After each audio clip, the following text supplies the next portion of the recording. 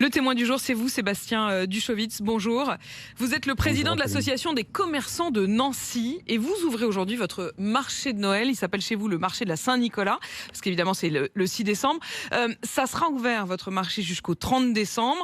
Sauf que, on le voit bien, vous êtes un peu cerné quand même à l'Est par des pays qui sont touchés par des fortes vagues de Covid. C'est le cas de l'Allemagne ou de la Belgique. Vous êtes un peu inquiet par Noël qui vient et par cette menace qui plane de mesures plus sévères face au Covid?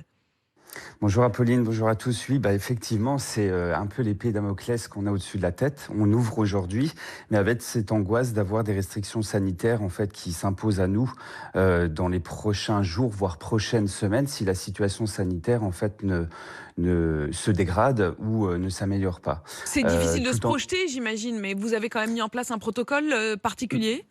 Voilà, effectivement, c'est difficile de se projeter, mais on a un protocole sanitaire qui est mis en place en fait au sein des 8 villages de Saint-Nicolas qui existent sur la ville de Nancy, avec entre autres le port du masque pour les commerçants, mais également pour tous les visiteurs, la demande du pass sanitaire pour tous les métiers de bouche, et enfin la mise à disposition de gel hydroalcoolique pour tous les visiteurs. Quand vous dites Mais pour on les métiers de bouche, pardon, je vous arrête un instant, Sébastien, mais oui. c'est pour les clients ou c'est pour les commerçants? Je vous pose la question parce que Pierre, tout à l'heure, nous a appelé, qui est poissonnier sur les marchés en région parisienne.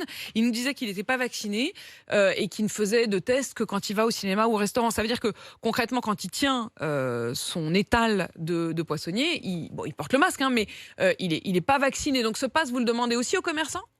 Alors effectivement, le pass a été demandé en fait à tous les exposants commerçants et il Ouais. sera demandé en fait à tous les consommateurs qui vont se présenter à des chalets où vous allez pouvoir vous installer par exemple dans des chalets terrasses. C'est le même principe qu'un restaurant en fait. Et D'accord. là, le commerçant sera obligé de demander le pass sanitaire à ses clients.